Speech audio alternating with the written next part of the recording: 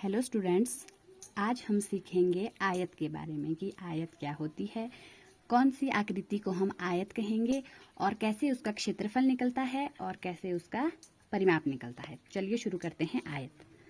तो आयत, सबसे पहले आयत उसे कहते हैं एक ऐसी आकृति जिसकी दो दो भुजाएं बराबर होती है। ये हमने आयत का चित्र बना दिया है। ये वाली है आयत की लंबाई और ये है आयत की चौड़ाई।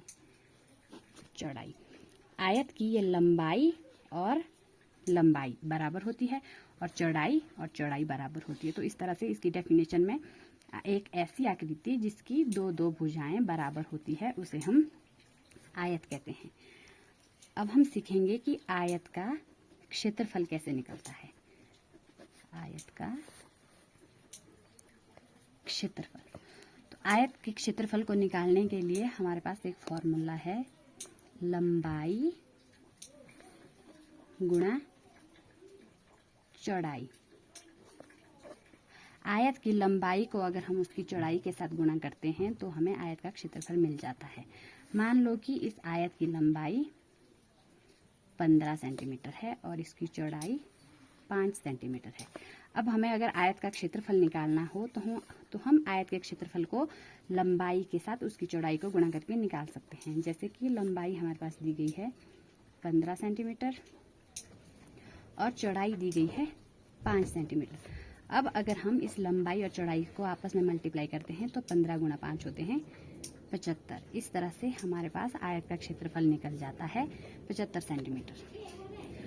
अब हम सीखेंगे कि आयत का परिमाप कैसे निकलता है। आयत का परिमाप, जिस तरह से आयत के क्षेत्रफल को निकालने का फॉर्मूला है उसी तरह से हम आयत का परिमाप भी फॉर्मूले के थ्रू निकाल सकते हैं। तो आयत के परिमाप को निकालने का फॉर्मूला है 2 गुणा लंबाई जमा चौड़ाई। 2 गुणा लंबाई जमा चौड़ाई करके हम आयत का परिमाप निकाल सकते हैं। आयत, पहले हम 2 को सीधा ही ऊपर से नीचे उतारेंगे, 2, उसके साथ इसकी लंबाई प्लस चौड़ाई को हम मल्टीप्लाई करेंगे।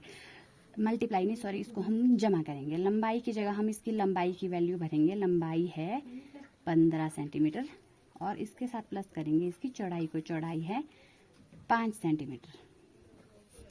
ठीक है, फिर 2 इसी तरह से नीचे आएगा 2, फिर इनको आपस में हम जमा कर देंगे। 15 + 5 हो गए 20 सेंटीमीटर।